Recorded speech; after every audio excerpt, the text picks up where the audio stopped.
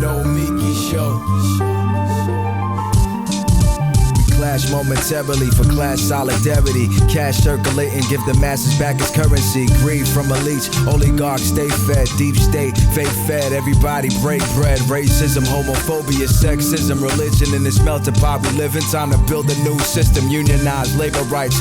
Highlight the issue, talking heads left is best. The saga continues. The Nomiki show.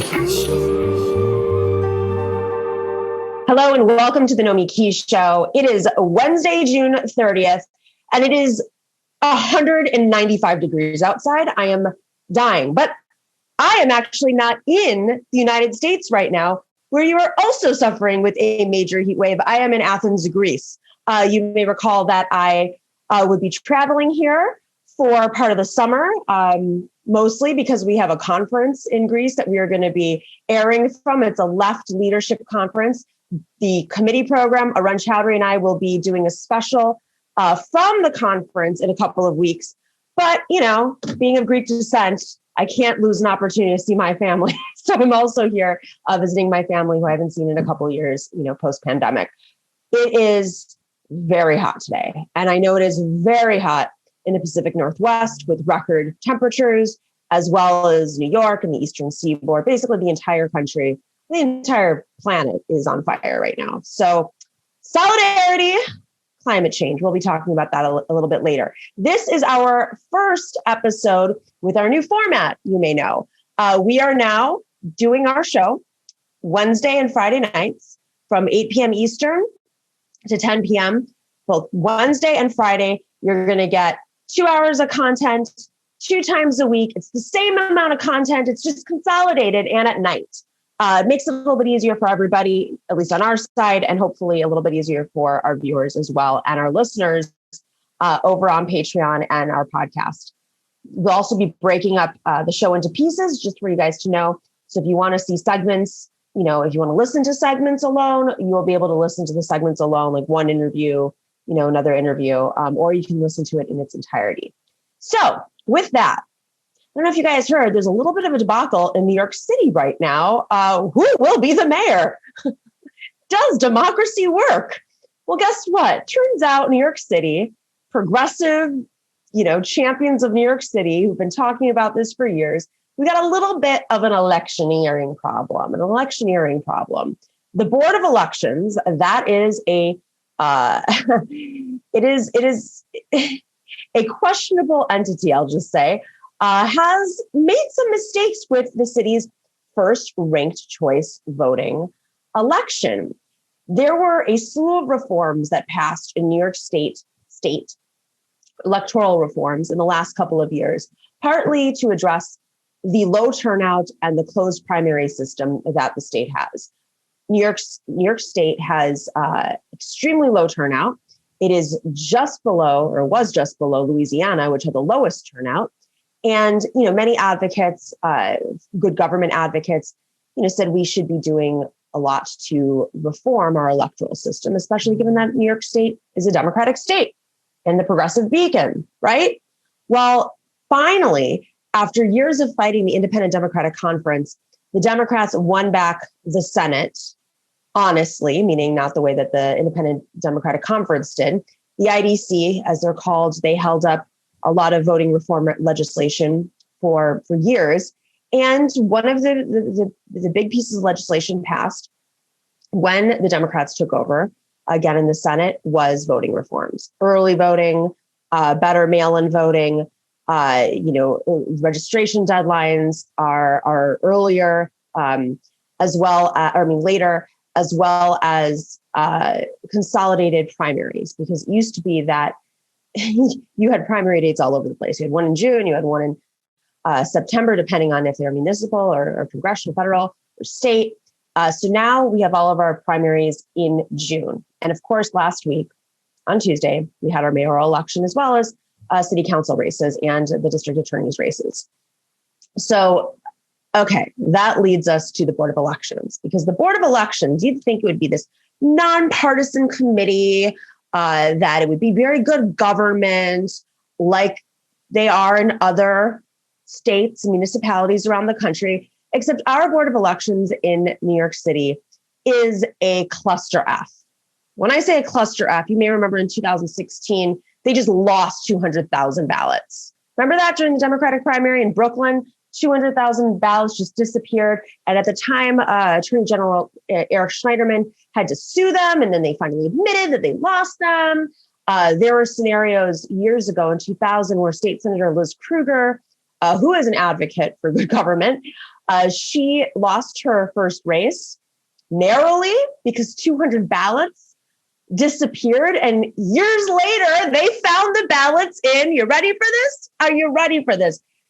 The air ducts of the Board of Elections office. How does this happen with something that is supposed to be nonpartisan? Well, it turns out the Board of Elections is actually dysfunctional because it is filled with people who are political appointees, there's nepotism, and folks who just don't show up to work.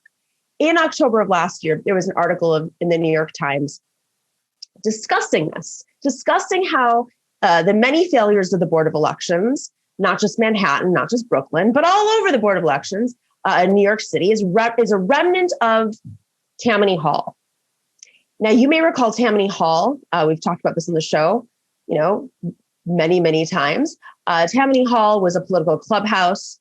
The goal of Tammany Hall was to get people jobs, immigrants jobs, and put forward a more working class, challenge the oligarchs of the city. A lot of folks are not. But of course, it's associated with no-show jobs and corruption. And turns out Board of Elections, it's a relic of Tammany Hall. Well, who has been running who has been running the Board of Elections? This is from the New York Times article. You can't make this up. The lead of this article in October of 2020 starts off with this paragraph. The official who oversees voter registration in New York City is the 80-year-old mother of a former congressman. The director of election day operations is a close friend of Manhattan's Republican chairwoman, Andrea Katz-Antides. The head of ballot management is the son of a former Brooklyn Democratic district leader. And the administrative manager is the wife of a city council member. That's just a couple pieces of what's been going on. There were reports that folks had been smoking marijuana on the job. Okay, cool. We're all for smoking marijuana, but not doing their job. And when folks complained, nothing happened. And then the people who complained mysteriously lost their jobs. This is the state of the entity that is supposed to be overseeing our quote unquote democracy. So here we are today. We all thought, they were going to start tabulating the ranked choice voting, just 2 days ago. And as they started tabulating, it became very clear that Eric Adams, the Brooklyn borough president, was in the lead. Except some of the math didn't make sense. Reporters started to ask questions on Twitter. It didn't make sense at all. How is it that these numbers are not adding up? Well, turns out, you can't make this up. The Board of Elections issued a statement acknowledging a, quote, discrepancy, and subsequently took down the totals from their website, the vote totals. They had included the test ballots in the tabulation system. They were never cleared out. So the entire, the numbers are all over the place now. And now we don't know if they're going to go back and recount. How do we know that the count is accurate? So Eric Adams, who was in the clear lead before, is now only 2.2 points away from Catherine Garcia, who's the sanitation chief of the city. This is insane. 135,000 more votes were counted than those reported on election night. That was the discrepancy there. This is like, as David Wasserman said, this is like the 2020 Iowa caucus all over again, except there's like even more limited predictive value. We don't have anything to model this on because we've never had a ranked choice voting system in the city. We have no oversight agency. And I'm probably going to guess that we're not going to have a revote anytime soon.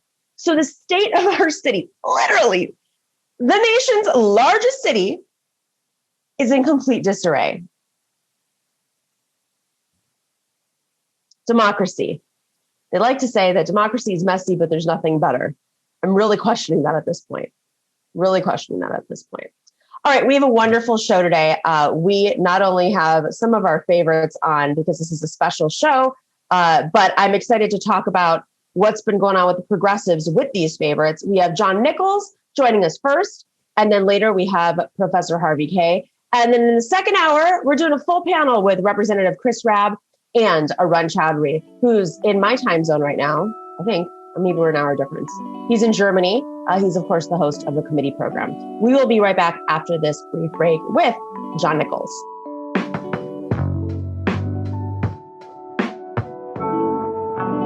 All right. One of our favorites is here. He's been incredibly patient with us as we transition into this new show format. John Nichols is, of course, the national affairs correspondent for The Nation, and he's the author of The Fight for the Soul of the Democratic Party, The Enduring Legacy of Henry Wallace's Anti-Fascist, Anti-Racist Politics. John, what would Henry Wallace think about India Walton's win last Tuesday? Wow, you're asking me to put words into the mouth of a guy who has been away for the better part of 55 years. And I can say, having spent a lot of time writing about him, that he would be thrilled. Just as excited, frankly, as Bernie Sanders is, and as a lot of other folks who have spent many, many years arguing that if you created an independent progressive politics rooted in economic and social and racial justice, and that focused on the real needs of people at the grassroots, that it could prevail. And this is what Henry Wallace always wanted the Democratic Party to be. He wanted it to be a radical party, a party that constantly kind of upped the game, upped the commitment, that took the promise of the New Deal and extended it, to all the places where it didn't go. And that's in so many ways what India Walton did up in Buffalo. And, it's important to understand that, people don't set out to make history. Usually they set out to deal with the problems of the place where they live. And India Walton is an example of someone who did exactly that. She's not a politician. She hasn't run in elections before. She hasn't held offices before. She is a nurse who then went into housing activism. And the interesting thing is, I think one of the most telling things about India Walton, and I don't know how on the setup of all this, whether people know the backstory on her.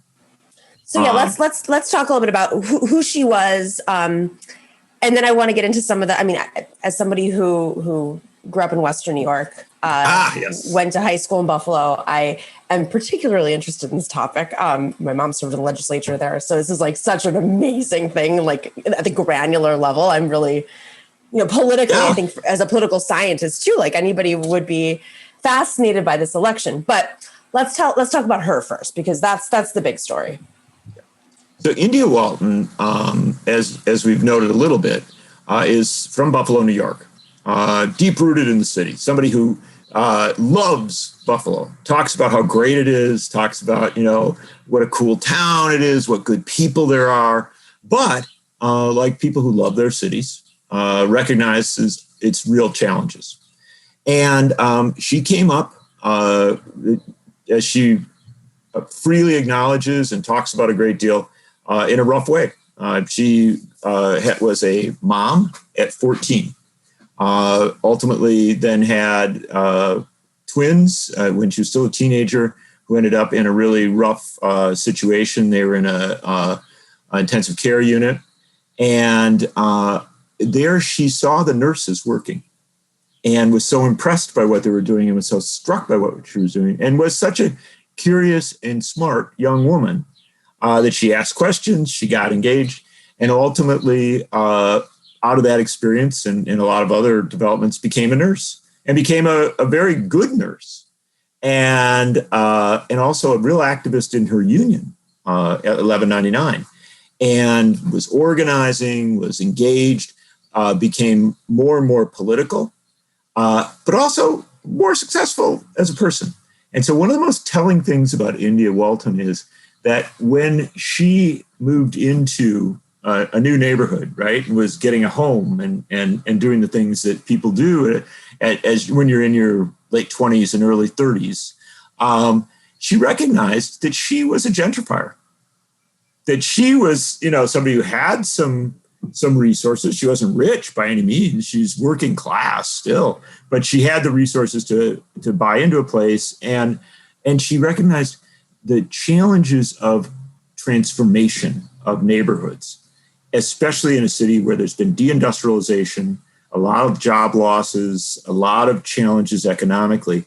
And what she saw was that, the downtown and certain areas were just booming, right? And money was being put into tech and all sorts of other things. And that some of the neighborhoods were starting to fix up, but a lot of people were being left behind. And so she steered herself into housing activism and became very, very engaged in that issue. And I think it's fair to say, without putting words in her mouth, because she's so good at talking about all this, that this clear inequity in the city, especially as regards housing, very much influenced her campaign. And she ran a campaign for mayor of Buffalo against a 4-term incumbent in a Democratic primary, in which she was absolutely written off. I can't even begin to describe the extent to which she was written off. She went herself to collect the petition signatures to get on the ballot in the winter in Buffalo.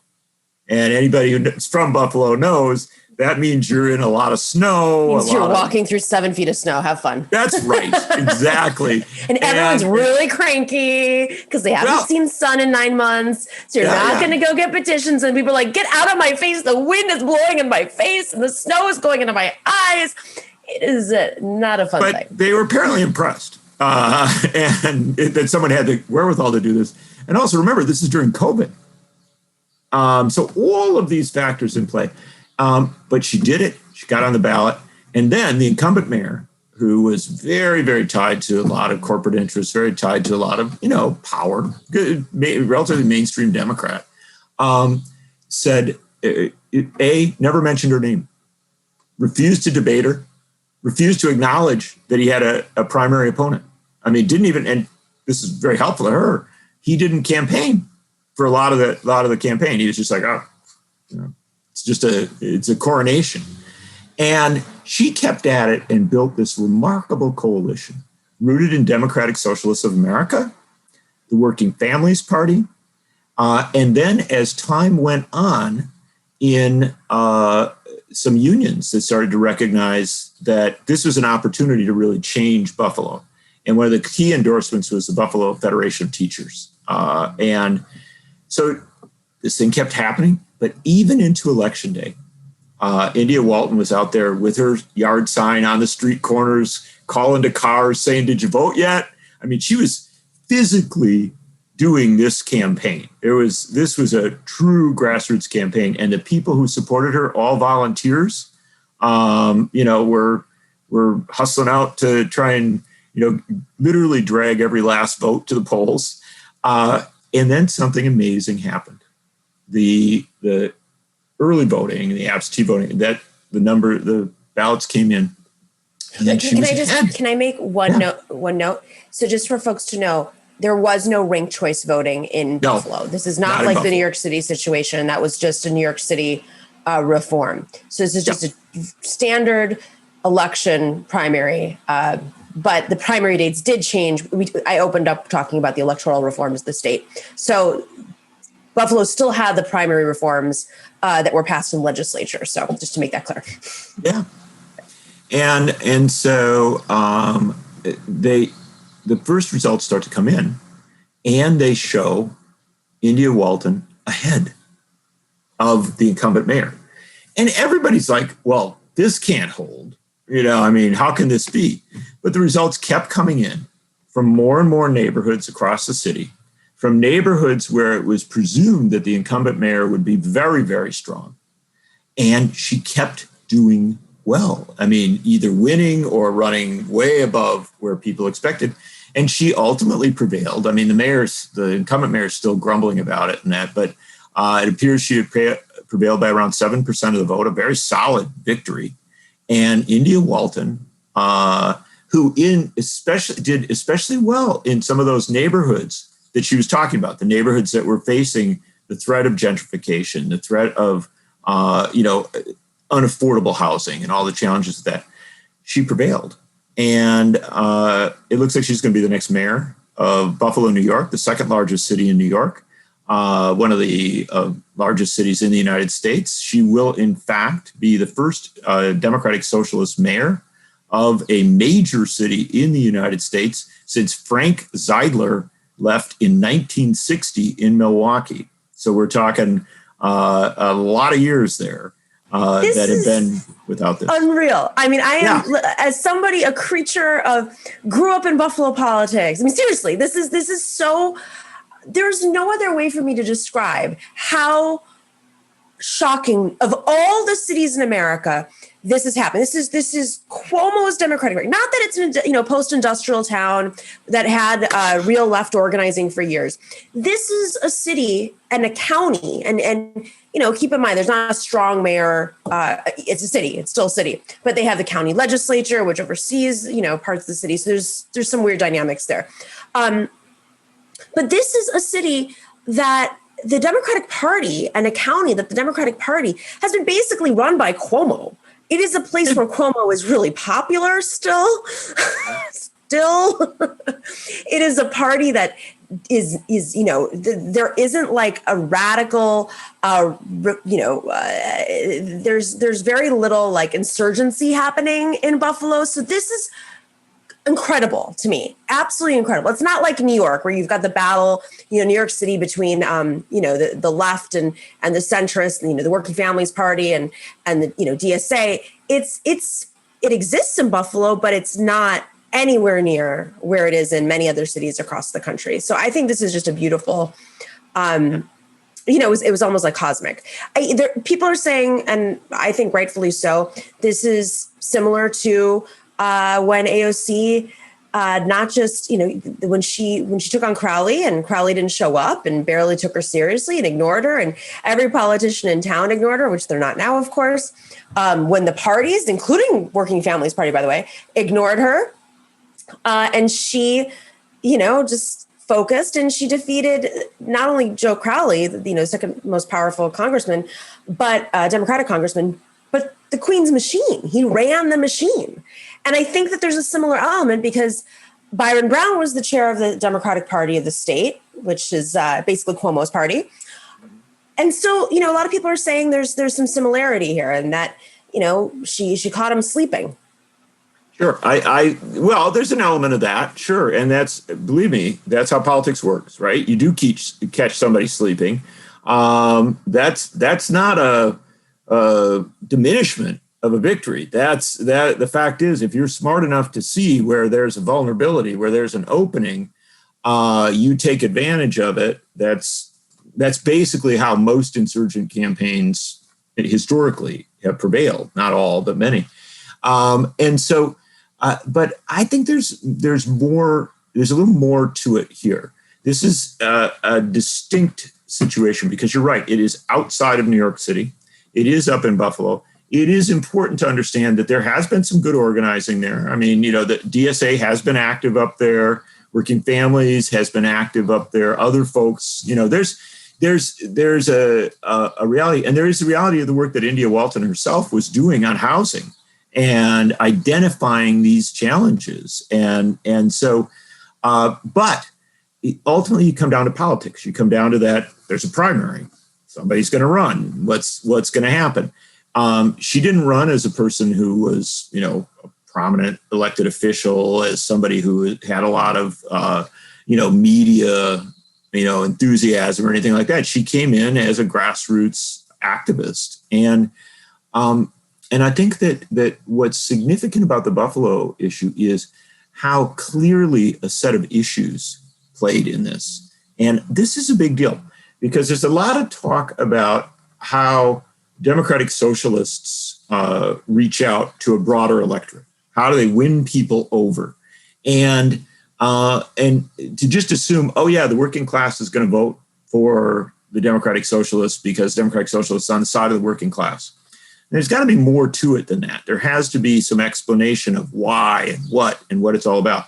And while I think AOC's breakthrough was historic, she broke through, I think, because of a combination of national and local issues, right? And a frustration with the Democratic Party not taking on, at that point, Donald Trump and among others in an effective way. In Buffalo, I think it was sort of hyper local.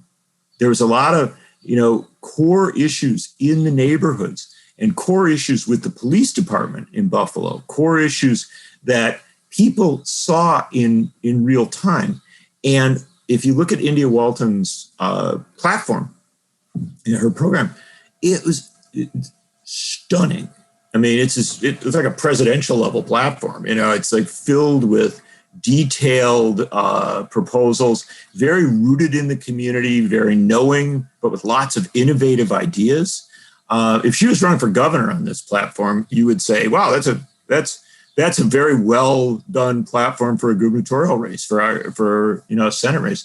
And in the city of Buffalo, I think it imparted to a lot of voters a sense of seriousness.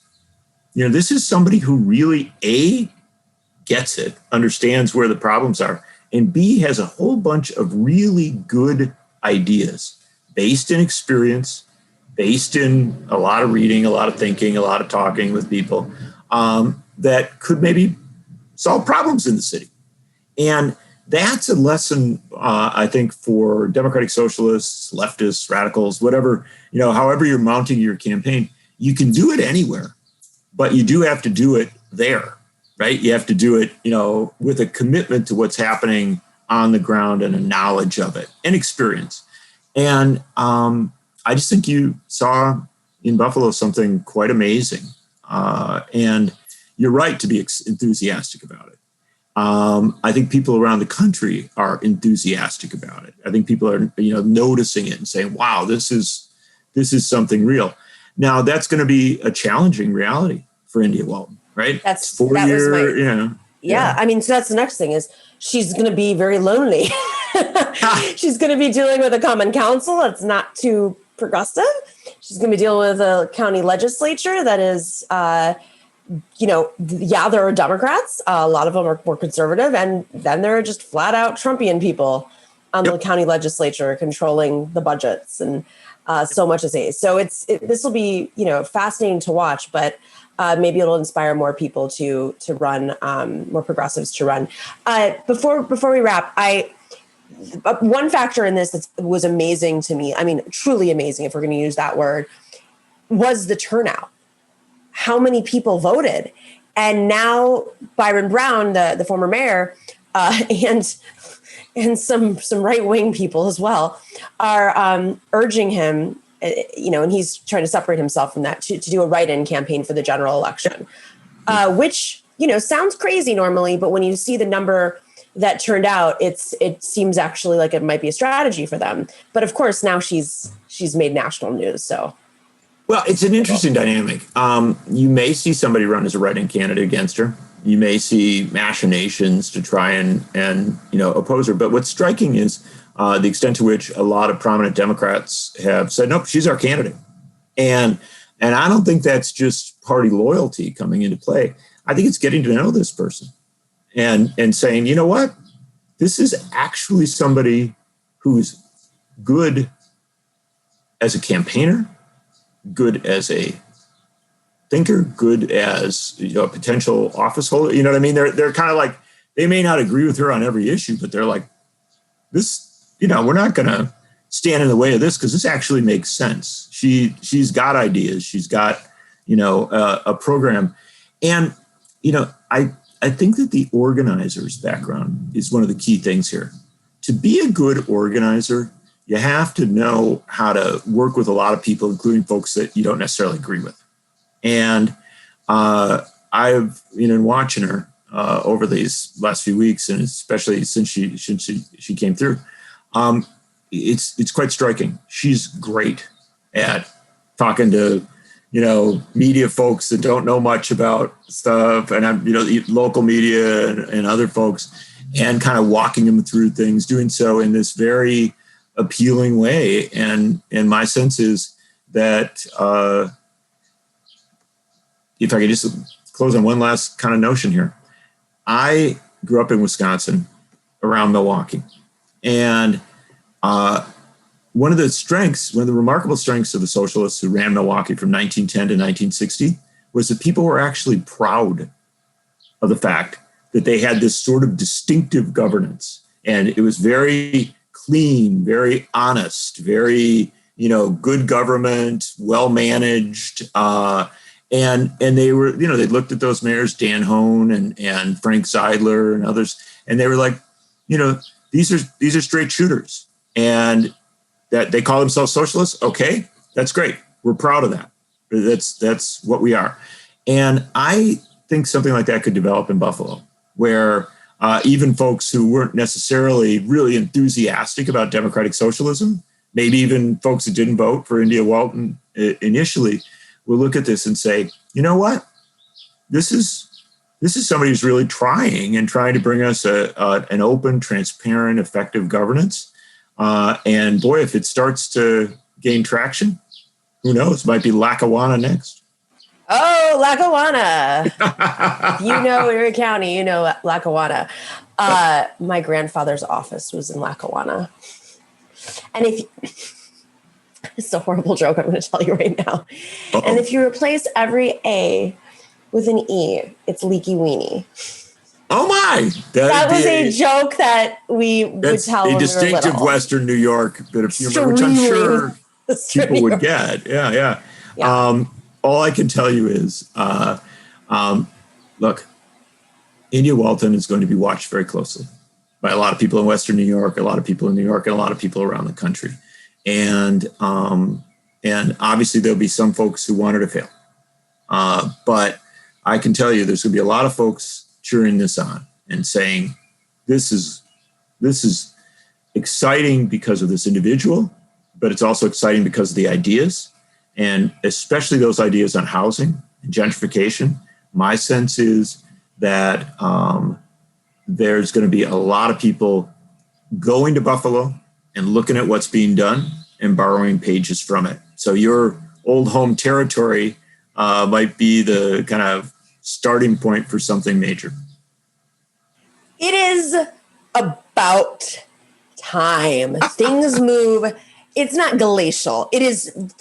I remember, just a side note before we rush out, they would talk about the Peace Bridge, which is this bridge between, New York and Canada, because you're right there across the water from Canada. And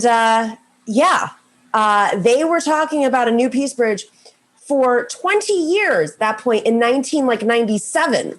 They're still talking about it today. Oh yeah. So there you go. I'm really excited. Yeah, well, Buffalo takes time, but Buffalo caught up very, very fast. Yeah. And now Buffalo may be rocketing ahead of the rest of the country. But isn't that how history works? It is. It's exactly. And look, everybody was looking at New York City. And then suddenly it was Buffalo that produced a real result, and frankly, an exciting result. Not that New York City may yet produce a few exciting results. We'll see if they can ever count their votes. Maybe we should. It's not about ripping apart the Board of Elections. It's about having a fair Board of Elections that doesn't have having a Board of Elections, period. I mean, at this point, it's just what's going on there is indefensible at about 100 levels. Yeah. And it's doing damage. What's happening in New York is doing damage to understanding of electoral reform. There's going to be people who are going to say, oh, it's all ranked choice voting's fault. Exactly. It isn't. Exactly. And it's doing a lot of damage, frankly, to confidence in whoever gets elected mayor and to other posts. So, I would hope that the next mayor, whoever it is, makes reform of the Board of Elections a central theme of their mayoralty. It's, one more thing just on the Board of Elections note, just because we've been talking about it on the show, most of the show today. The Board of Elections has a bunch of political appointees who are related to actually blood relatives or, married to many current elected officials. So I would really like to have anti-nepotism rule. Yeah. You have city council members and borough presidents who have their sons and wives in there. The joke about the Board of Elections in New York is that it's not made up of, political hacks. It's made up of the cousins of political hacks who aren't even interested in politics. And that's the really frustrating part about it, because if it was a bunch of people who were really interested in politics, and really engaged, they would at least, want to get the results because they'd want to know themselves, right? But the way it operates now is just as, kind of a nightmarish bureaucracy. And this, I love that though. That line, that's the best line. Cousins of political cousins of people. Yeah, it's like people who aren't even really that interested, but they just want a job. And that happens, look, it happens all over America in a lot of places. But at this point, there are actually quite a few people who would be interested in who won the election. And so when they can sort that out, it might be a good idea. Even the hacks want to know. That's what I mean. They want to know who they should be lobbying their jobs for. The hacks are like Eric Adams, Catherine Garcia. I need to get, they got to pull their political. That's what this is really about now. It's like, at a certain point, who's going to get into the new administration? And so look, I would say that from a standpoint of if somebody's covered thousands of elections, I would say that New York City is at an emergency point. This is a point where confidence in their elections could really be done severe damage. And a lot of people need to step up and get this right very, very quickly and very, very efficiently. And the way to do that is not to kind of rerun the ballots the right way or, wait till you've got all the absentee ballots in.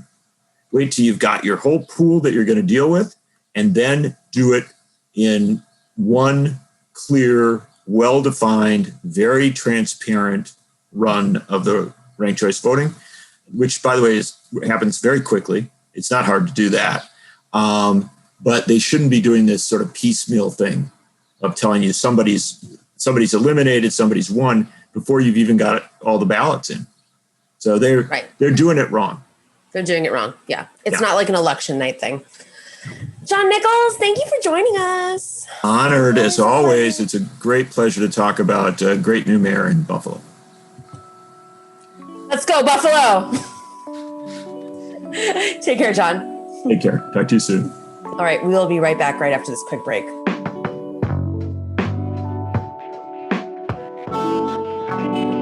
All right. Harvey Kaye is with us today, of course. We'd have him in our first 2-hour show. Professor Harvey Kaye is he's a professor emeritus at the University of Wisconsin, Green Bay. And he is, of course, the author of many, many, many books, including Thomas Paine and the Promise of America, The Fight for Four Freedoms, Take Hold of Our History, Make America Radical Again, FDR and Democracy. Are those the top tier ones? Who's behind you right now? FDR? That's FDR. I think that's the FDR sitting there, and Lincoln's writings are there, and FDR's writings. I mean, it's all over the place. I didn't do that. But, anyway. You didn't do Lincoln's writings. You weren't his ghostwriter, as far as we knew. The embryo, the very early embryo. What's the opposite of a ghost? I wonder if there's like a ghost is after birth, but are aliens, maybe that's us. Maybe the new alien thing is actually what we are like in the future. Wait, was that a serious question? Sort of. I mean, aliens are now serious. Well, I actually like the ghost emoji on my phone, so maybe I'm projecting. Who knows? All right. Sounds good. I mean, I don't know. All right, let's talk about But I will tell you that your backdrop has a kind of otherworldly sensibility to it. That's what I'm going for. Just in a corner. It's a kind of heavenly kind of thing. Maybe you're like on Mount Olympus or something. I'm not there. you can, yes, you can go. It's just a short little climb. All right. So let's talk about what's going on with Biden and the infrastructure bill. All right. I know you have a lot of thoughts. Let's just get into it. Okay. Still not FDR, right? We're still not FDR? No. We're moving quickly away from FDR.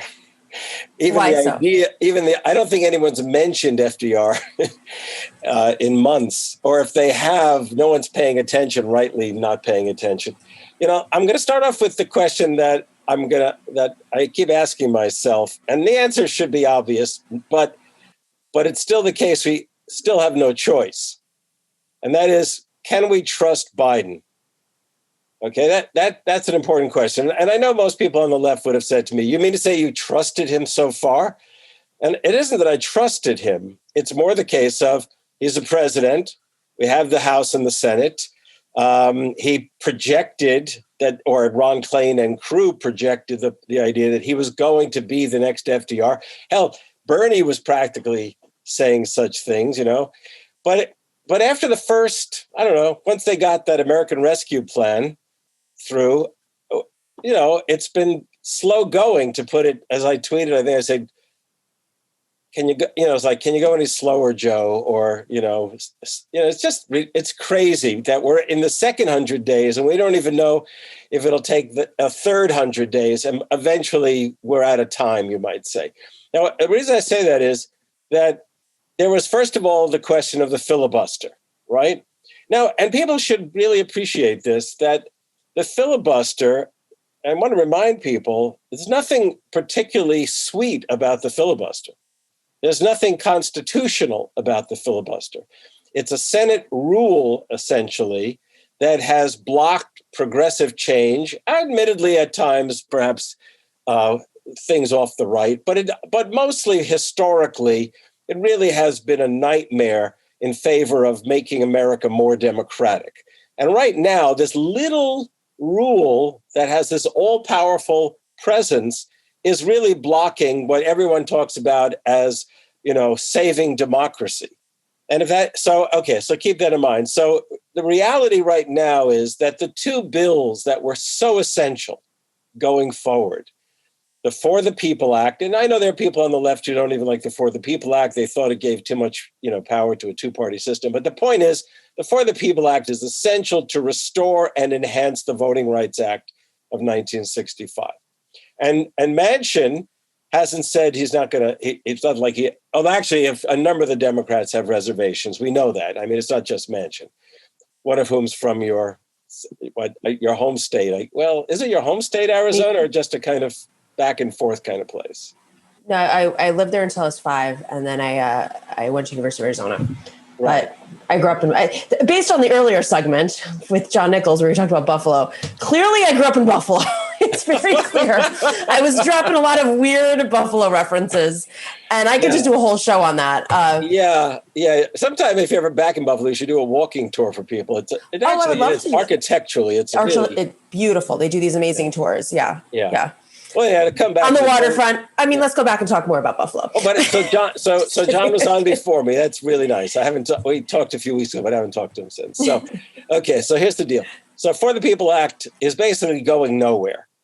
But the other thing, which people don't even talk about in the media any longer, which was there at the beginning, is the PRO Act, which is to empower workers. And you and I spent innumerable occasions talking about the imperative of empowering workers. And by the way, empowering workers is essential in a fashion very intimately connected to the For the People Act, because you got to empower workers to be in labor unions, because it's workers in unions who go door to door calling out the vote for Democrats.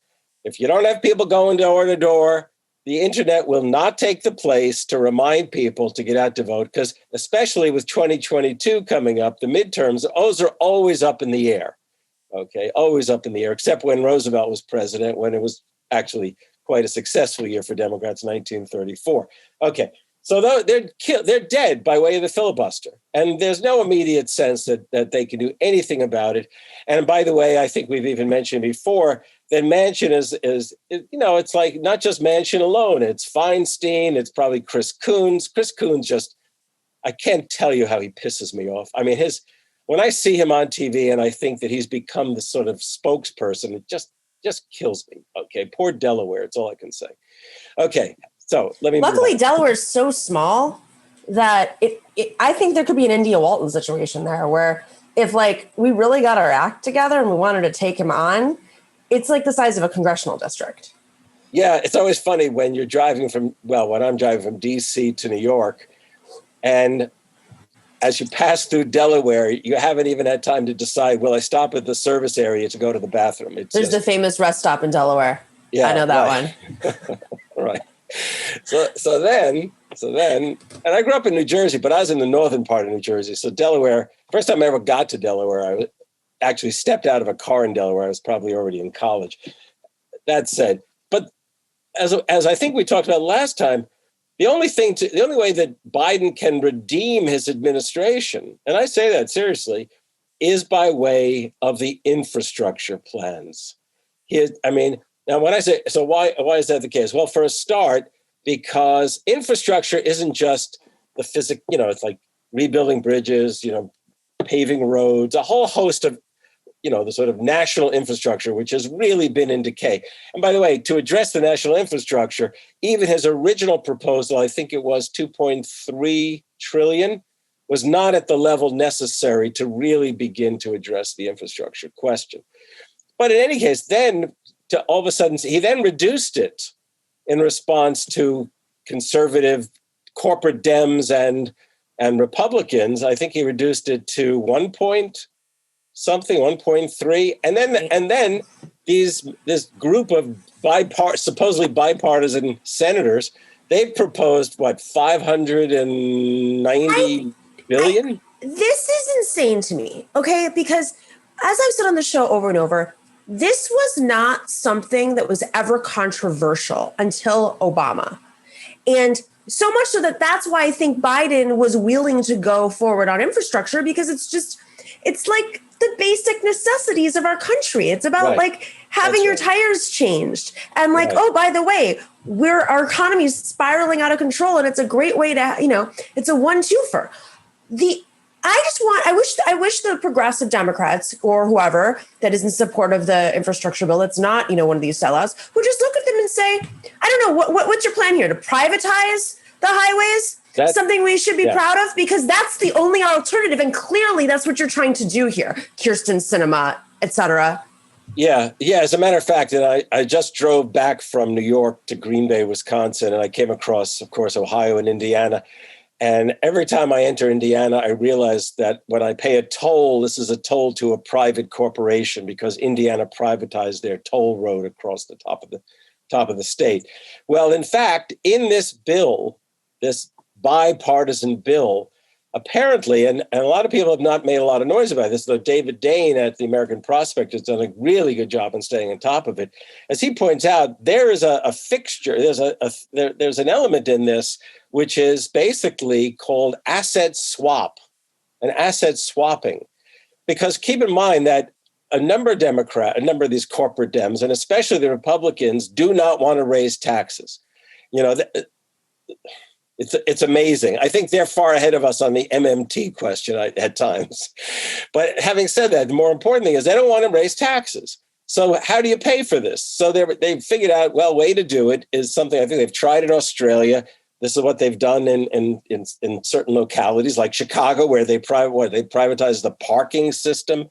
And what it means is that you pay for it by literally selling off public assets, right? How'd that work out for Detroit and the water system, and like Buffalo and the water system? Yeah, like in Flint, you mean, and stuff like that. I'm sorry, Flint, excuse me. Well, think about Texas and its marvelous power grid. Electric grid, right? Or all of Puerto Rico, literally. Well, it's being sold off right now. Right. Like, how does that work? Do hedge fund managers, do they really have the interests of these folks? And when you're selling to these companies, these companies are often tethered to, Wall Street. Yeah, they regularly toast the public interest when they sit down to have dinner. Yeah. Well, yeah. So I just don't understand. I'm sorry. This is so out of control. I know that they do this at the local level, and they're. and politicians have fallen for it because they have to manage their budgets. Oh, look at that cup.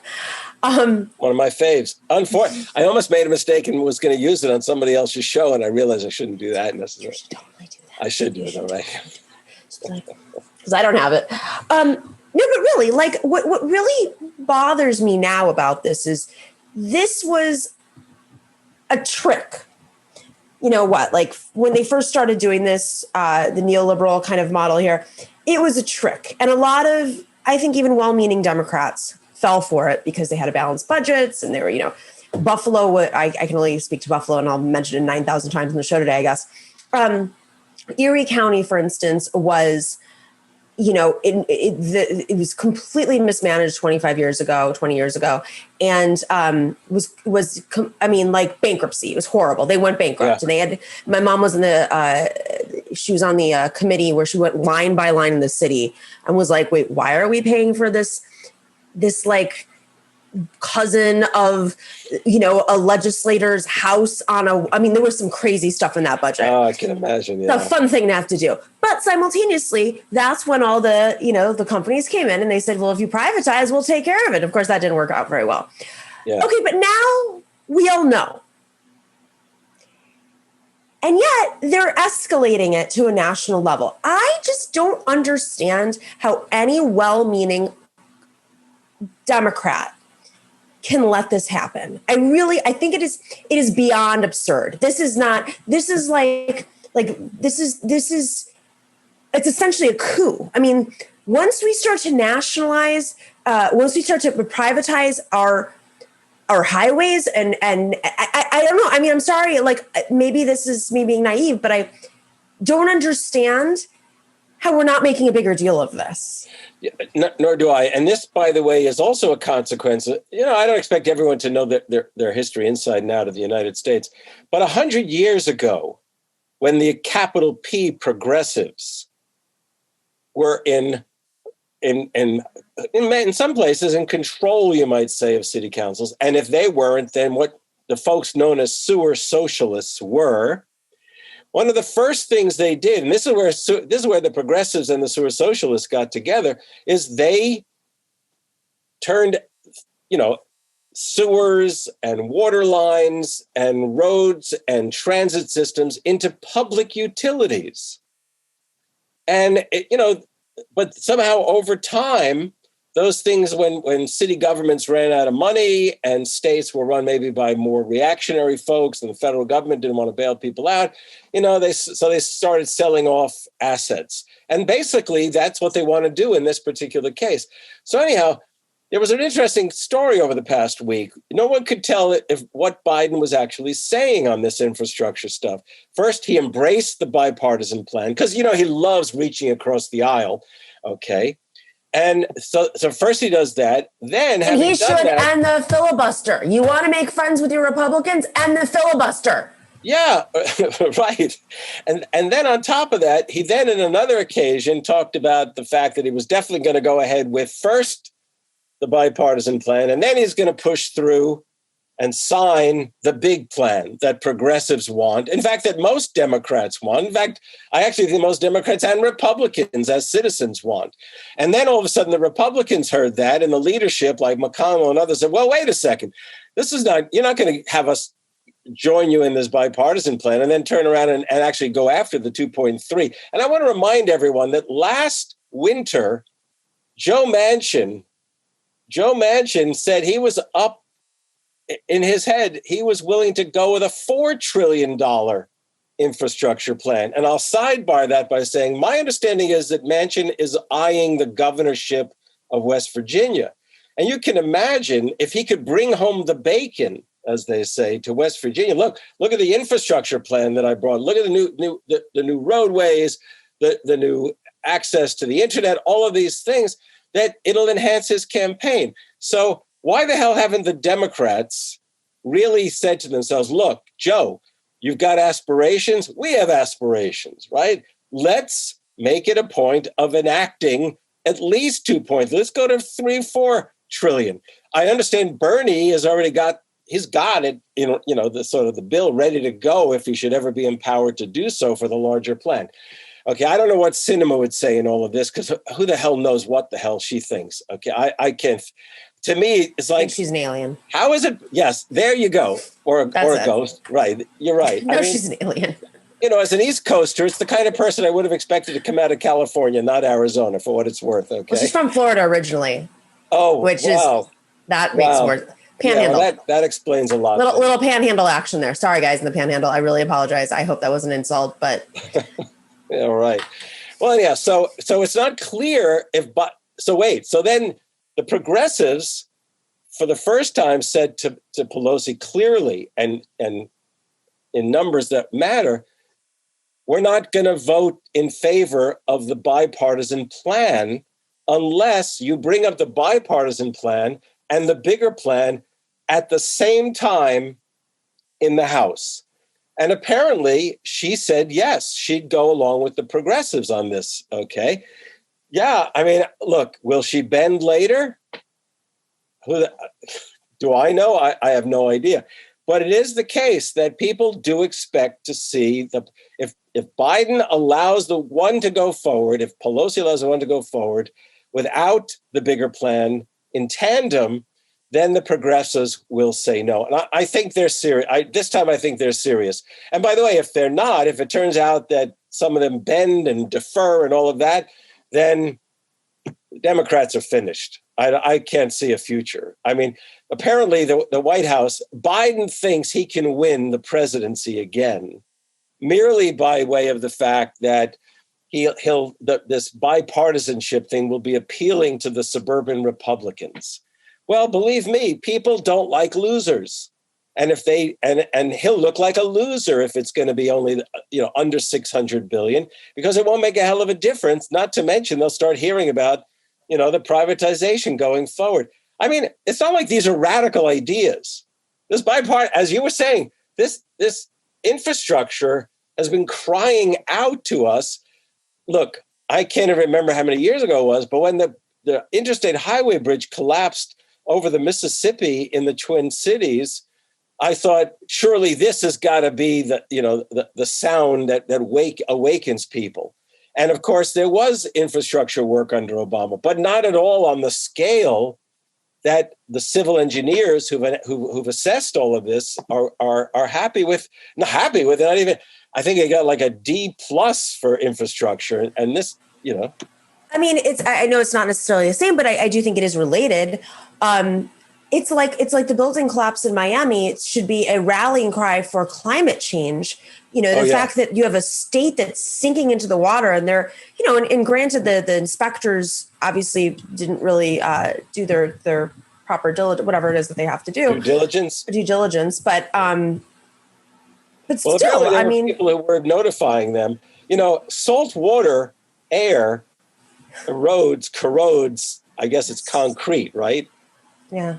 I mean, well, I'm not moving to Florida. I'm not moving to Arizona. Wisconsin right now is bad enough with the Republican legislature. But the fact is, it is really, seriously, so how do we explain the Republicans' opposition to infrastructure?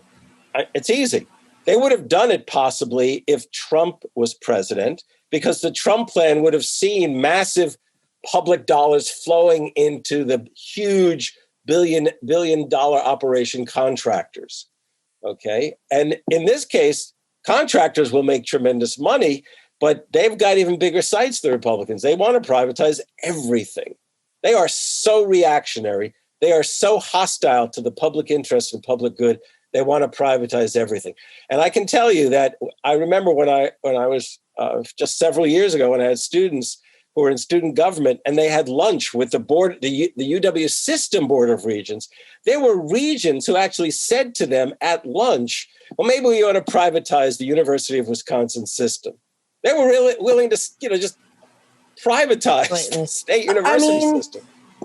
That's what they're doing in Puerto Rico. They're starving the very, it's jarring to see how it looks like these schools were abandoned.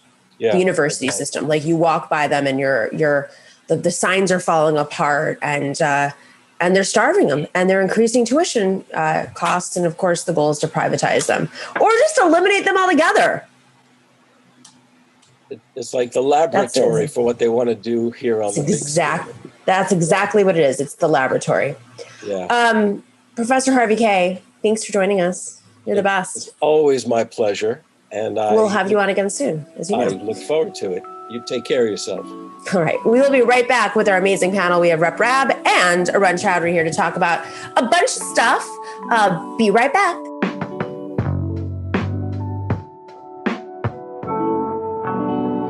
All right, guys. I am, full disclosure, extremely jet lagged. It is a really hard trip to make. I think my jet lag has just gotten worse over the years. Anything over like 3 hours, time difference, I have a really tough time with. I'm really jet lagged right now. And this is that time where I start to crash. But you know what? I noticed last night when I couldn't go to sleep at 4 a.m, our time, I put a little bit of my CBD tincture in my water.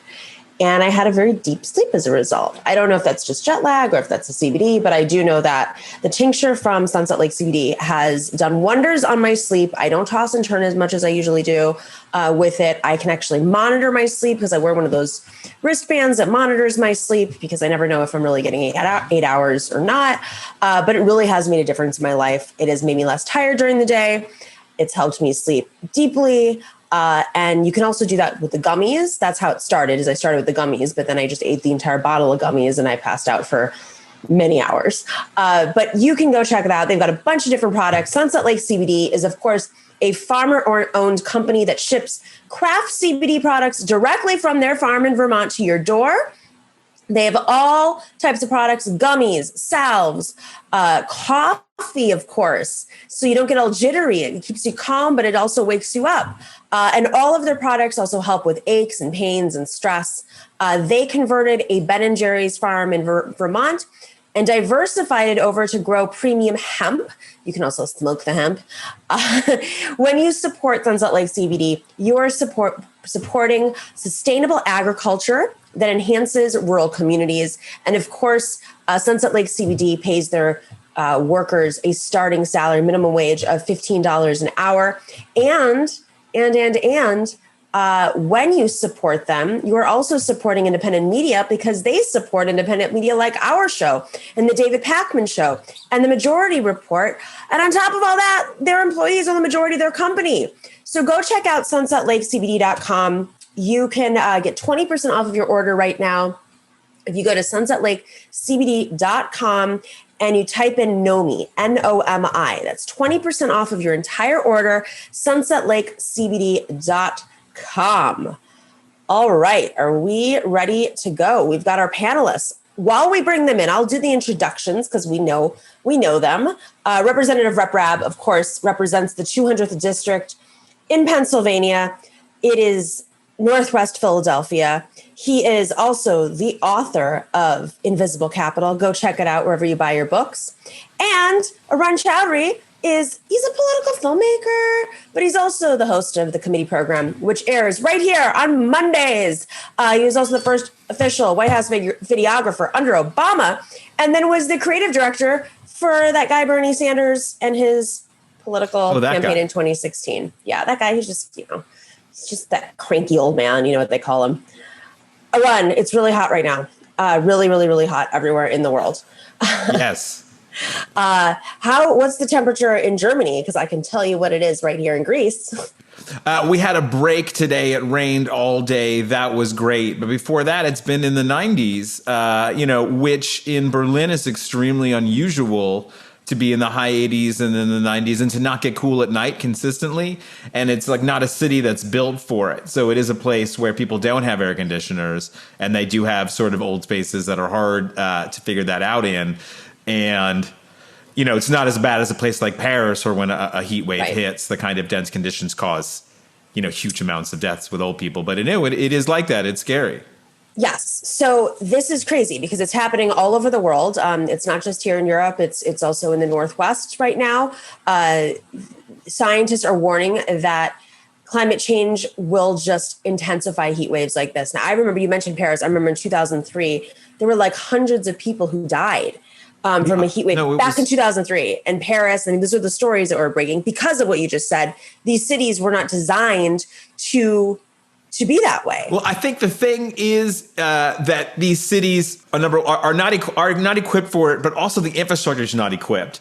And I love if we could put up that picture of the Portland cable car actually melting. You can see in the photo, right? Like, look at this, right? It's crazy. This is going to cost a lot of money. I mean, I don't even mean to be crass about it, but it's also just something that people really need to think about. Whether you're a fossil fuel executive or not, however you make your money, that you think this doesn't apply to you, this is going to cost a lot of money to be in constant crisis. Think about COVID, but and kind of supply chains and these things breaking down. But think about that happening all the time because of climate crisis after climate crisis. Think about accelerating infrastructure collapses like in Florida. Well, that's what's so ridiculous about this. I mean, in our previous segment, we were talking about the infrastructure bill. We mentioned, the Miami apartment building that collapsed. I mean, that is, Democrats should be connecting the dots on that and pressuring Florida lawmakers to do something about climate change, because it's incredible that this is a state where you have the freaking craziest Republicans, climate deniers. Meanwhile, there are Republican voters who know that climate change exists. Why are we, as a political party, unable to do the simple storytelling of connecting the effing dots of a crisis with the lawmakers who are literally in charge? One thing that makes it a bit harder, especially in places like Florida and Texas, where, as you know, I've spent a decent amount of time, is that the people who are against the infrastructure, you're like, who could possibly be against the infrastructure, are also people who build things. It's people who build houses. It's contractors and folks like that who love when there's a big federal bill giving you money to rebuild something that's been destroyed, because then you can, again, make it over and over again every few years. 100-year flood every 2 years. That's great. That means big business every 2 years.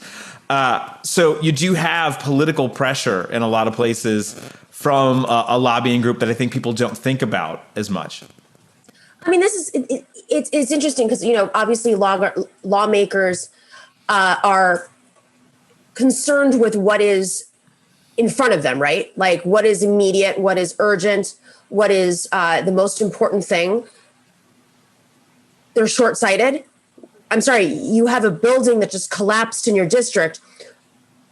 It's opposite now. I don't. Does this make sense? Like, I'm just like, everything. Yeah, and this story has a lot of legs, and I hope that in terms of there was loss of life, and again, we talk crassly about these things because we're political practitioners.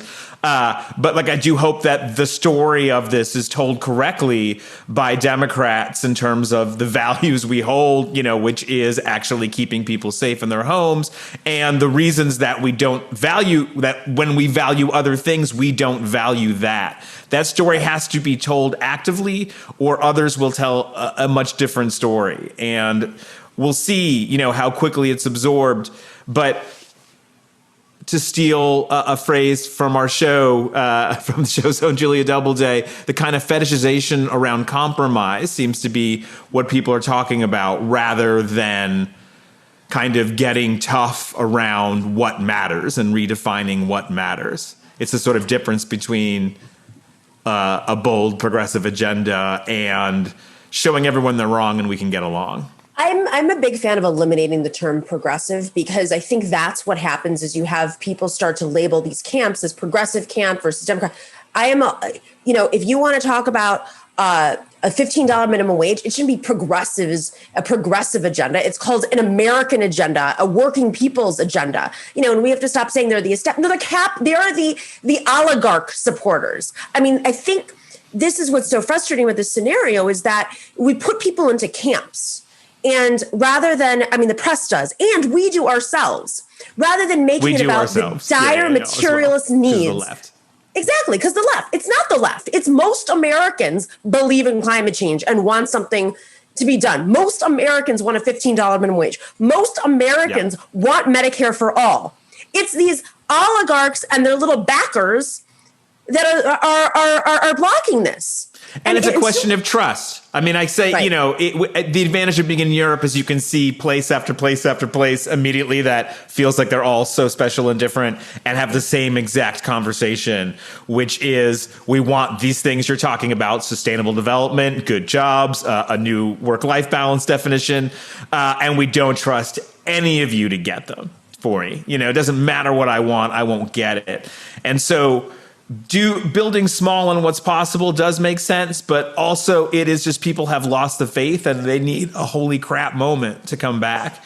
And I think, things like dropping a $1 trillion bill instead of a $10 trillion bill, it's just like, oh yeah, $1 trillion bill. It's like, no, go with the holy crap one, because that actually is going to resonate and tell a story to people. And yeah, you're going to get in some fights on Twitter and maybe cable news isn't going to be that great. But I'm talking about communicating with the people. People need a big thing to pay attention to, and they know it's a time for something big. And I think they want to see it. Well, they want to see it. But also, we shouldn't just rely on the Democrats. I mean, there's tons of organizations out there that are climate organizations, including Sunrise. The messaging needs to shift. We are in an emergency. And if we want to talk about the Green New Deal, then we need to make it less about the Green New Deal and so whatever it is that triggers Republicans, and make it about the fact that it's an infrastructure bill. Your bridges are collapsing. You're sick of the potholes. Potholes are the easiest thing to campaign on. And we can't even get that right. Campaigning on potholes. We literally can't get that right. That's it. Jobs, fixing your potholes, and by the way, your apartment building will sink into the ocean overnight. Those are the three things that we're going to deal with. The mayoral election in Rome is about to go on, and it is going to be just pictures of trash and potholes for like a year. It's going to be insane.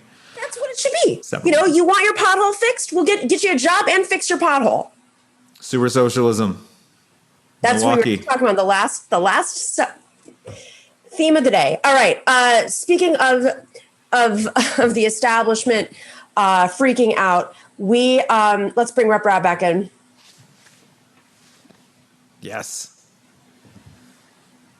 All right. So, of course, a former state senator, Nina Turner of Ohio, is running for Congress in Ohio in her home district around Cleveland to replace Congresswoman Fudge, who's no longer Congresswoman. She's over at HUD as the Secretary of HUD, Secretary Fudge. I also, full disclosure, used to serve with her on a commission, and that was real fun. Just leave it there. And Nina, Senator Turner and Congress Secretary Fudge. Was she confirmed? She's been confirmed, right? Yeah, she's confirmed. Okay, I can't keep up. There's just too much stuff going on. I know that there's stuff that's people who haven't been confirmed yet. All right, so turns out the establishment does not like the polls that have been coming out about Nina Turner and how much money she's been raising for this district. I am not surprised, but I'm also, this is interesting because she, of course, brushed up against the Democratic establishment during both primaries, and there were a lot of fighting words between both sides, as we all know. Jim Clyburn from South Carolina is now weighing in, and he, let's not forget, he got involved in the presidential race and got involved in, as soon as South Carolina flipped for Biden, the entire race shifted. People got out of the race and all the stars aligned for Joe Biden. Will it work in Ohio? Do the people of Ohio care what a congressman from South Carolina thinks? Because Hillary Clinton already weighed in and it didn't make a difference. So is this going to work? A run. And then we'll go to Rabb. I mean, or whoever. No, just chime in. And it's way too late. And this is like, the establishment really got itself together when the Bernie Sanders thing was happening, when he overperformed in Nevada, when he was bringing in Hispanic voters. Like, phone calls were made, things happened, and, the race deteriorated very quickly. This is the equivalent of if that started in June of like the primaries or something. Like, she is already pulling in eye-popping numbers. The Hillary Clinton thing was just the icing on that cake, which should have been a big warning of, we will fundraise off every attack, so, bring it on. And the polls are, outrageously good for her, even if it is even if they are wrong, they are showing her as a dominant force. So I don't think it makes a difference. I kind of wonder why bother. And it sounds like people have made promises to people and they don't think there's that much to lose. Rabb, what do you think? I don't think it will make a difference. And I don't think there's the dynamics of his involvement in the South Carolina primary is radically different than something far afield from his home base. And while her ascendancy does have national implications, which is really an affirmation of more Americans embracing progressive values openly, it's not akin to the role he played in the presidential race. And I also want to say, too, he does have significant influence in South Carolina, but more importantly, the Black electorate had a lot of influence, largely because, like many Black electorates around the country, we are very pragmatic, and we have very low expectations of the white electorate.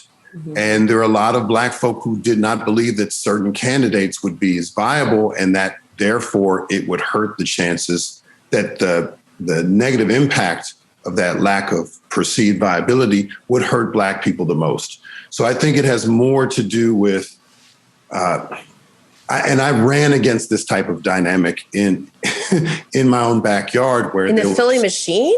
Get out. Well, I mean, but see, here's the thing: like there's a lot of many populous cities, there's more than one machine, because the establishment that I ran against actually opposed the Democratic machine when it was explicitly white and exclusionary and regressive. They supported Frank Rizzo. They supported many of the very racist Democratic policies that were dominant in many cities in the industrial North and Northeast and Midwest. And they were cornerstones of those coalitions. I mean, this was what was for dinner. Right, exactly. And so the conventional wisdom in my part of town, which had the highest voter turnout of Black voters for generations, was that I couldn't win because I didn't have the establishments. I didn't kiss the ring, and I was not a part of that clique.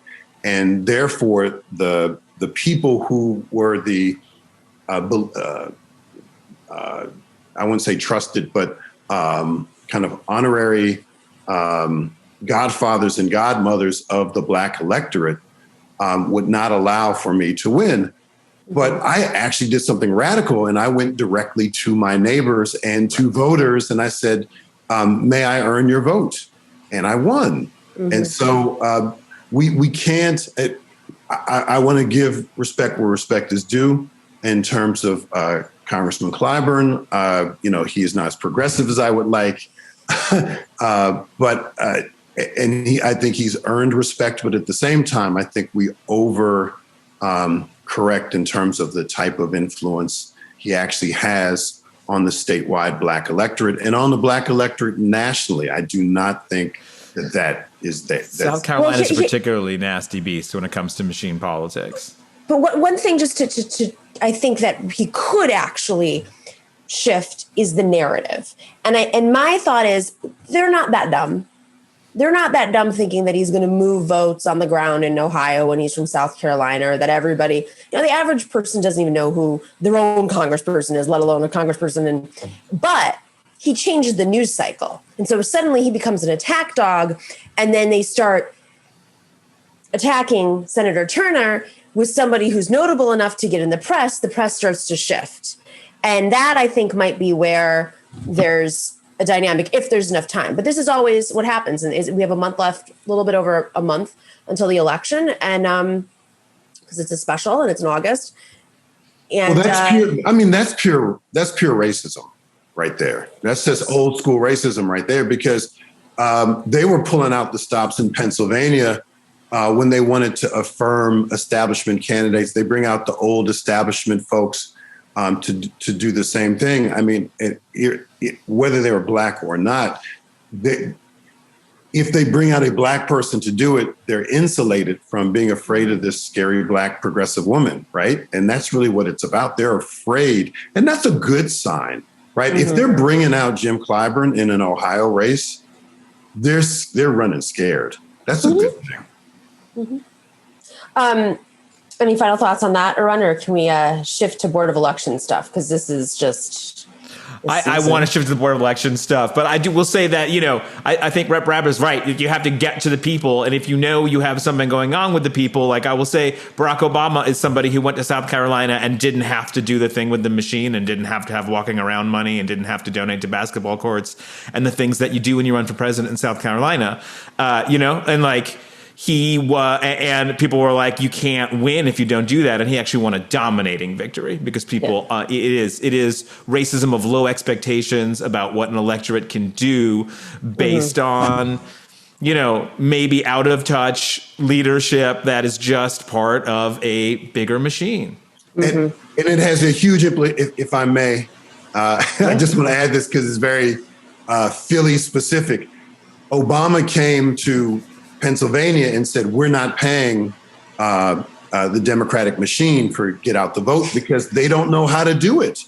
It's a one-party town. They don't have to do it. Because no matter people what, are sad watching us learning how the things work. To be fair, though, Barack Obama doesn't believe in paying anything with the Democratic Party. Don't forget, he was the one who was like, I'm going to kill the Democratic Party. So, yeah, but what he did in 2008 was say, we're not giving them a dime. We're deputizing the grassroots. We're going to use the technology and give them and all of that stuff. And it's taken hold. No Democratic presidential candidate has paid ever since, and they never will. So the last stronghold for the Democratic machine in Philadelphia is judicial races and DA's races, which is fascinating because Larry Krasner is one of the most popular progressive DAs in the entire country, the most incarcerating city in the world. And he did not earn the Democratic endorsement on his reelection run. And he crushed it. He won by 31 points. And he crushed it, which shows that the Democratic machine is now truly a paper tiger. So when folks say you can't beat the machine, it really helps when the machine wins if they have no one running against them. And that's what my candidacy, candidacy of so many other progressives in the past 5-6 years have proven that, if you don't try, the machine wins. A funny thing happened when Barack Obama decided to kill the Democratic Party. Not only did it create an opening for the Republican Party to come in, but it created an opening for progressives to mobilize if they got there. All right, so this is bonkers. New Yorkers know what's going on with the Board of Elections. We opened the show on that. But Rep. Rabb, you got some news in Pennsylvania with your board. You don't call it the Board of Elections. What do you call it there? So we call it the city commissioner's office. Yeah. How does it function? Let's first, because we opened up talking about how the New York City Board of Elections is just an office space where people smoke pot, don't show up, and it's just like the sisters and brothers and nieces and nephews of all these politicians in New York or former politicians. And you want me to distinguish between New York and Philly? How? Is there a difference? Well, because the reports are all saying that, around the country, there are independent commissions and and like we have a ranked choice system. Pennsylvania, though, to be honest. Doesn't sound like Pennsylvania. It's historically been patronage central. What's fascinating about the city commissioner's office now is the person with the greatest shine and national exposure is a Republican. He's one of 3 city commissioners who are elected who work together. They choose amongst the 3 who's the chair. The chair is a Democrat. So there's 2 Democrats and a Republican. But the Republican is the one who's getting all the heat and also getting all the shine because he's the one who's saying, I believe in transparency and accountability and equity. The Pennsylvania GOP party is wrong. They're spreading big lies. They're hurting democracy. And he's a good government elected. I work with him closely. And what are the Republicans saying, though? Because we missed that. What are they doing? Well, the Republicans are still saying we should have an audit. They're doubling down, tripling down on the bottom, on the big lie, and they apparently try to sneak into our $39 billion budget, which is the historic size. It's normally around 35, 36. Money for a Pennsylvania Bureau of Election Audits, which does not exist, by the way. It does not exist. Like even the Space Force of election fraud. Even the new Auditor General, who is a Black Republican, and said, we can't enforce this. This is not a real thing. But they said there's money set aside. So Governor Wolf this morning signed the budget, but removed that line item that could have potentially gone to this mystery bureau if it actually existed. But it doesn't. Where would the money have gone? I'm just curious. If he didn't do that, like, who got the check and who cashed the check? Your level of detail and your questions, I think, are they're inappropriate. You and your just one question this before is how we leave. this sausage isn't made, actually. It's like, yeah. Oh my God. We should call this segment called Losing Faith in Democracy and How the Sausage is Made, or something like Something like that, yes. Something like that. Arun, what are your thoughts on the Board of Elections, the debacles that are happening with our electoral strongest democracy? I'm amongst those who are sad to see the failures of, whether it be the just regular stuff that they tried to do all the way to the ranked choice voting in New York City gone awry, that it means that people don't want to tinker with our democracy. And I do think that the only advantage of not having just absolute federal standards mandated down from the top is that people should be trying some different things. Yes. And I feel like we're going to take a big retreat back from that. And these other ways just sort of, and there's a lot of different things. Ranked choice voting is just one, like making bigger congressional districts that you vote for two candidates from is another really interesting idea. People have interesting ideas, but when you implement things like the Iowa, voting. Whether it's it's because of incompetence and also new they literally stuff. counted like their test votes. 200,000. Then they lost 200,000 in 2016 because I don't know, maybe somebody was smoking on the job. That was my second point. People take this a little bit more seriously now, I think. Like when people were like, oh my God, all these votes are missing here or there. And people were like, yeah, maybe it's New York, who knows?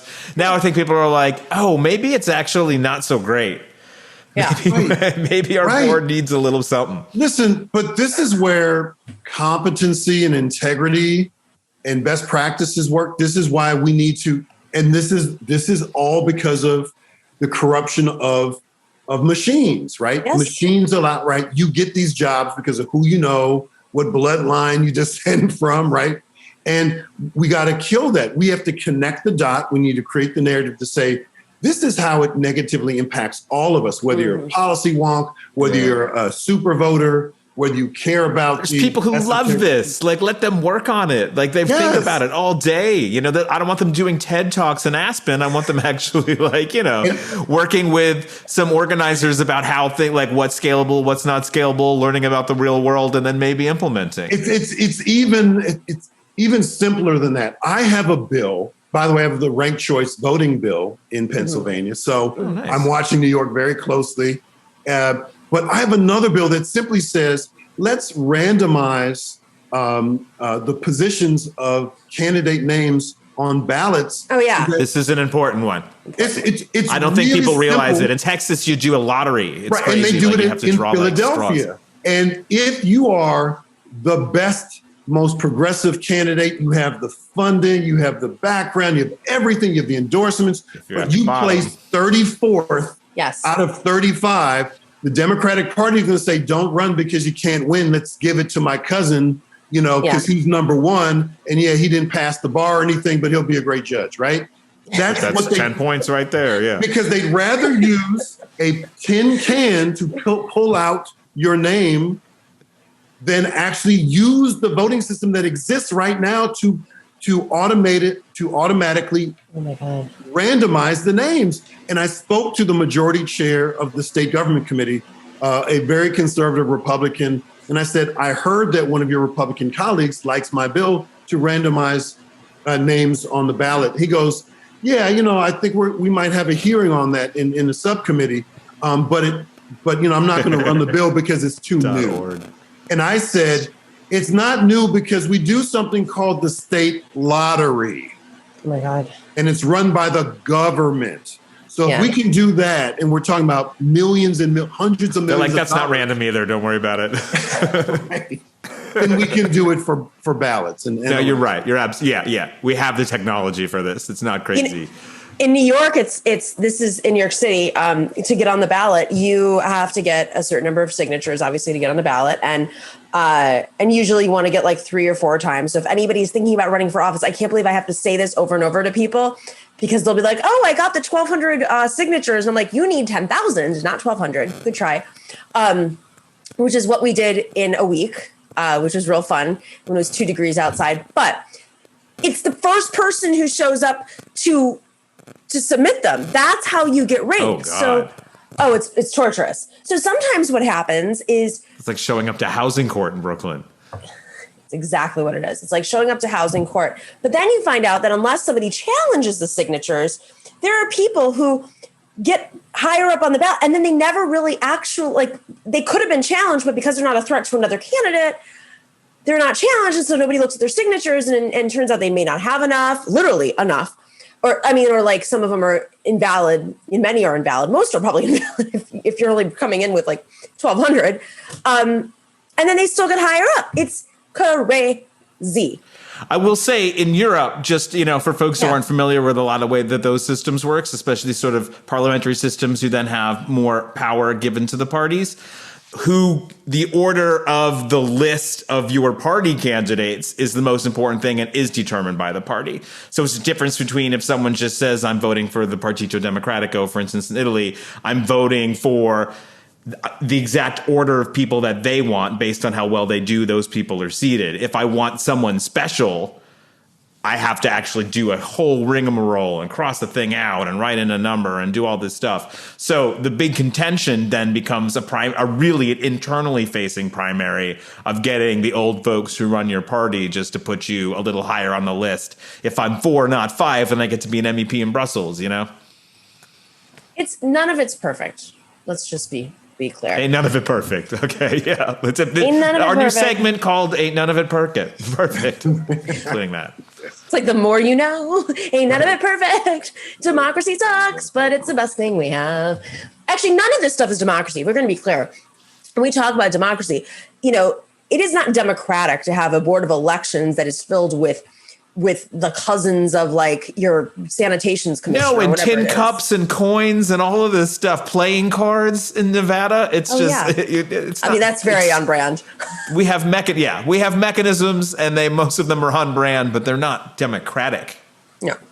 They're aggressively anti-democratic because if we allowed for a true democracy, then there'd be a level of representation that would scare the hell out of the establishment. And I got to tell you, establishment is, at least in Philly, which is the only big city in our state, is petrified of the progressive grassroots movement that has swept into victory, into office, a number of folks. And they talk about us, and it's wonderful to hear. On that note, they are also petrified of critical race theory, which is the new idea. Yes. It's not new, but it's sweeping the country right now. And I keep having to go on Fox News and last time I went on Fox News, I was like, why do you not believe in racism? And their response was, there's individual racism. There is not systemic racism. And I said, okay, so are you an individual racist? So you're giving up communism for this, Well, I mean, they have a choice. If they're going to take that argument, then they're going to have to say, is it that you believe Black people are genetically inferior or just culturally inferior? Right. Because you got nothing left if you don't acknowledge systemic racism. Yes. Right. Because it's the old kind of gotcha question. have you stopped beating your wife? There's no right answer, right? It's it's a setup. Right. So I say that to my colleagues. Do you believe that my people are just genetically or culturally, deficient? Because all of the racial disparities, Black folk are pretty much always at the bottom. So it's our fault since you're just individuals. There's no systems or barriers because you believe they've all been eviscerated because of Martin Luther King gave a speech one day. So, what do we have left? And so what I've done in Pennsylvania is I've begun to document all the white supremacist laws on the books from colonial times to the present that document and show how those choices. Turns out it's all the laws. Funny thing. Yes. Have impacted what happens today. And I actually spoke on it on the House floor last week. And I said, because someone talked about a conservative was chastising a Democrat for using messaging to make this voter suppression bill look bad. And he said, oh, you're bringing up the scourge of Jim Crow. And so I spoke up and I said, I'm so glad you mentioned something that no one wants to talk about, which is Jim Crow and the vestiges of systemic racism and its origins.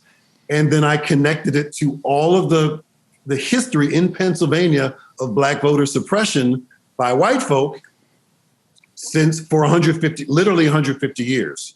And the irony is 150 years ago, a Black activist by the name of Octavius Catto, which has our very first monument for a Black person in Philadelphia, public statue, is now the most popular statue right under Rocky, which is depressing, but work with me here.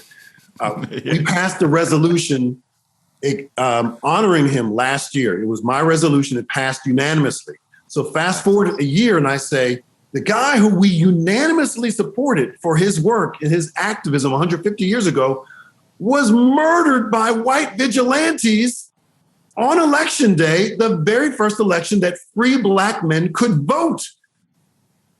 This is a direct connection to the type of shit you are doing today with this awful bill. And man, you could hear a pin drop. And that's the reality. That's systemic. So what is this bill? This critical? Tell us what's happening, because this is sure. Republicans are very good at nationalizing an issue and then taking it to the local level. Yes, yes. Well, they have national entities like the American Legislative Exchange Council that is national in scope, but finds the appropriate state legislatures to start with, where there's a Republican trifecta tested out there and then moves it at all the other places. So those bills come to Pennsylvania after the trifectas have been successful, but we have a Democratic governor. So even though they know these awful bills will not pass, it's great political fodder, for their right-wing base. So there's HB 1300, which was just vetoed this morning, which is the Grand Dame Omnibus voter suppression bill. All the worst things from around the country were all put into this bill. So that was vetoed this morning. But there was another bill that would ban critical race theory from being taught in kindergarten, because you know how those critical race theorists, kindergarten through 12. It doesn't really exist in those schools, not just in Pennsylvania, but what about summer school? Let's get some sneaky stuff in Smurfs. here. Exactly. Critical race theory is taught really in a handful of law schools and graduate schools of education. It's not widespread. It's been around for a long time. And it basically says, let's look at how we interpret the law and how the law influences society based on systemic racism. Let's look at also gender, et cetera. I mean, let's just be clear. It's nothing to do with it. It just sounds snappy. It sounds like something like people who think they're smart say. They found a thing that you can just say and people are like, exactly. That's the thing I don't like. It's all those people and the stuff. This is what makes it even worse. I approached the gentleman, and I use that term loosely, on the House floor 2 weeks ago, who introduced this bill along with another conservative woman, Barbara Gleim. And I went to him on the House floor after I tweeted how awful I thought this bill was. And I said to him, I said, would you like to speak to some professors who teach critical race theory? Because reading the overview of your bill, it's clear that you have mischaracterized what it is. And he goes, no, I don't need to. I talk to the parents. And I said, but you're writing a bill, you're introducing a bill that talks explicitly about critical race theory. You might want to talk to a critical race theorist. I know quite a few and be happy to make that connection for you. And he goes, no, I talk to the parents. So I lean over to the majority chair of the Agriculture Committee, another conservative Republican who I have a good relationship with. And I said to him, Dan, I would never introduce a bill on farming without talking to farmers. And he just smiled. And then I went back to the representative and I said, look, I thought you would have some level of due diligence before you introduced this bill. It's clear you don't. I just wanted to tell you on the House floor that I believe your bill is racist. And I wanted to say to your face what I'm saying about you on social media. Nice. Boom. No, but this is my tweets in person. Yes. Or behind his. No, but this is ultimately what it is. Like, yeah, the voters are watching Fox News. They're watching the snippy thing. I mean, the amount of hate mail I get after talking about when there's a debate over critical race theory on Fox News, it just shows that they are triggered. And it is aggressive. It is horrifying. I think this is really about something much, much deeper. The new cultural wars, they're trying to find something to mobilize folks around now that Trump's not around. And I don't know. I mean, what you're saying about it being snippy and quick, what do you think is, why critical race theory and why not like a million other things that they could be focusing on that also ignite their racist base? It takes like the Marxist socialism thing that you hate, which is sort of, the anti-individual blah, blah, blah, and just injects blackness into the exact until it tastes good. Right? Like and it used to be that you didn't need as much to taste good. And now they need more. They need more uncut racism to have it taste good. And that's where we're at. And professors are involved. And it's like, oh, well, here's it's perfect to defund public universities. Don't send your kids to school because this is what they're going to learn, that racism. And that is the playbook, with communism for sure. But here's the other thing. The woman who added her name to this bill as a co-prime sponsor is a woman named Representative Barbara Gleim, and she represents the very blue hamlet of Carlisle, Pennsylvania, where you have Dickinson College. It is also the home to the Carlisle Industrial School for Indians. It is the national, some say continental model for the cultural genocide of indigenous youth. So all the atrocities we're hearing about in Canada are the mass graves of Native American youth. And let's not also forget the babies who were incinerated by the Catholic Church when they fathered children by these girls. These are the pro-life folks. That school, that Carlisle School for Indians, is in her district. So if this critical race theory bill were to pass, teachers in Carlisle could not talk about what happened in Carlisle, which is literally the apex, the nexus for all of the cultural genocide of Native American youth in this country in Canada, started in Pennsylvania. So what is the response of those folks who just glom onto the critical race theory anti-CRT bandwagon? And then how do they justify not being able to talk about the most basic thing that may define their very community? They're going to be put in a corner, not saying that they can't kind of squirm their way out of it like they do so many things, but it puts them in a really bad position. And that's the framing that we need to embrace by saying there's nothing wrong with talking about race. In fact, it is a moral imperative to talk about race and racism. And if we don't, this is what we get. How did Germany do it, Arun? I mean, did they just kick out all the right wing? I mean, aka Nazis? I mean, you have a resurgent right wing because there are, a lot of the feelings that traditionally are, but always were there, and in ways that be familiar with Americans and the police force and the army in places, etc.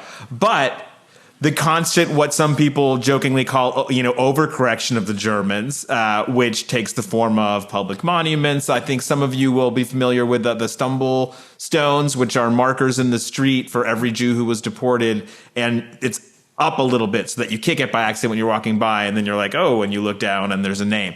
Like, there's always these things that are designed architecturally to remind you. And so, yeah, there is a lot of that. I mean, I think there's a spectrum for how people deal with it, right? South Africa had the Truth and Reconciliation Commission, which sort of was more of a two-way street because there were less winners and losers than there were in a reconstruction, of a country. So I will, not say these are the same things, but then there's the other side of the spectrum. America is not the worst on the other side. I think America, at least in some places, people are having conversations. Even some of our most traditional places, we actually have more conversations on race than not. In some of the places like in the Northeast, with the kind of where people actually are more self-segregating. Philadelphia being an incredible example with the, the neighborhoods, the traditional white neighborhoods and the vibes and how these things go. But you have places like France, where they sort of aggressively don't keep track of who's in their country, right? It's like, forget it being in their constitution. You asking this is against the secular, universal, egalitarian nature of, since our revolution, etc. So this, how does that work? This thing expresses itself all different ways across and it's not working out. And it's not working out. It's not working out. I mean, you look at the Jakarta method famously, you read how literally they don't talk about the genocide that occurred, half a century ago. Massive genocide occurred, political genocide. Anybody who was affiliated, looked at, walked by a communist and was murdered and slaughtered, and they're just not allowed to talk about it. So, but I guess the bigger question is, and as we wrap up, is what does it take? What is the secret sauce? How bad does it have to get? Going back to our original conversation, we are in such a failed state status right now. Democracy is in danger. I mean, if you want to talk about election meddling, Putin or whoever wants to meddle in our elections is looking at New York City right now and like laughing and saying, we don't even have to meddle. You guys are doing it on your own. He's like, did we do this? The people are like, I'm not sure. I don't think so. I'm just waiting for Jerry Nadler to just get up and be like, we actually believe that Putin was overseeing the Board of Elections. He just walked in because nobody was there. No, but for real, like, what is it going to take to get us to a point where Germany is or where South Africa was? Because we have had genocides here. I don't understand why the American people cannot get to that level. And I'm not just talking about today, but in the last 200 years, why is it that we weren't able to get to that level that Germany was or South Africa? It's just, I will let Rob speak to this. I'm 51 years old. I've lived in a number of cities across the country and abroad. And last summer was the first time I saw a critical mass of young white people who were talking about racial justice in a compelling and nuanced and enlightened way. I was very encouraged. And I don't mean about the woke folk. I mean, people who just thought that they should be a part of something bigger than themselves, that they saw the interconnectedness of our fates. And when I talk about reparations, I'm talking about how do we repair our society, not how we repair Black people. Black folk don't need to be repaired. Our society we have to, that is what needs repairing, and that involves everyone. So unless and until everyone understands that we are all complicit and we are all responsible for our future, it won't work. And I'm seeing more and more white folk, largely younger, but not necessarily all urban, believe that our fates are intertwined. And that's really important. Unless and until we can build a narrative that explains how all of these atrocities and systems hurt everybody, people are going to just say, well, that was those people. That doesn't really have anything to do with me. You have to bring it to their doorstep. all the most compelling arguments are able to do that. And this has to be one of them. And that's how other societies have been able to be somewhat effective. It's the aliens. That's what's bringing the right and the left together. I'm not kidding. That's like, it's the weirdest. UFOs. It's the craziest thing that like, that's just asking questions. We just want to know what's going on. Just want to know what's going on. Arun, what's it going to take? I mean, what's it going to take for what? For everybody to like do the right thing and come together? Or like, have the conversation? Like, I think to recognize the atrocities. I mean, in a way that is... It is going to take more... it is going to take political unrest before that happens. It's going to take a couple of long, hot summers at the very least, with there being real political consequences for neglect of having the conversation. Unless it is painful to not do it, people, and when I say people, especially, meaning those in power, don't want to have the conversation. It's uncomfortable. It's unhappy. It can, bring the house of cards down, whatever they think is going to happen. And so there has to be a reason. And so there has to be pressure. But how'd that work? I mean, listen, I'm not really an optimist in this situation now. How did that work for Puerto Rico? How did that work for, they lost a governor. They replaced it with another Republican governor. How did that work for Greece? Not so great. The unrest. I'm at the point, and this is a topic maybe for the next time we talk, where I don't actually think that unrest is enough to make a difference now. There is something else that is, capital is so powerful. I mean, a couple of lawmakers that are progressive is great for changing the direction of the conversation and inspiring others to run for office, but it's happening at too slow of a pace as our society is completely disintegrating into chaos. Love you guys. Rabb, Arun Chaudhary. And with chaos, we bid you peace. From one failed state to another. For folks. Like Germany, you're doing fine. Yeah. The vaccinations are a little bit different. All right. Love you all. Thanks to everybody for tuning into our first 2-hour episode that we're doing twice a week now. Go check out the committee program on Monday. Pennsylvania, keep supporting Rep. Rabb. Throw him some money. I'm sure he's like fundraising for something right now for re-election. You're always fundraising. Throw him a Tesla. Yeah. Would you take a Tesla? What if AOC donated her Tesla to you? That's legal.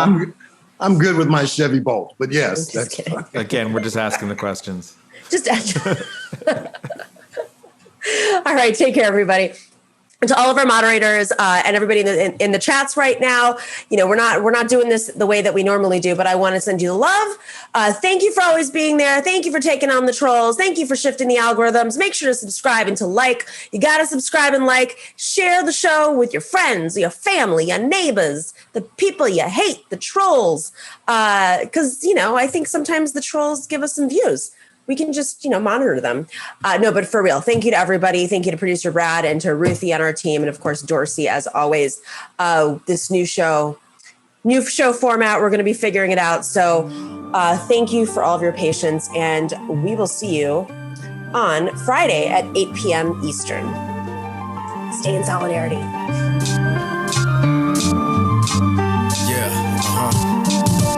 Clash momentarily for class solidarity. Cash circulating, give the masses back its currency. Greed from elites, oligarchs stay fed. Deep state, fake fed, everybody break bread. Racism, homophobia, sexism, religion in this melting pot we live in. Time to build a new system, unionize labor rights.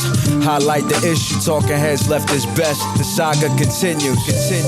The Nomiki Show.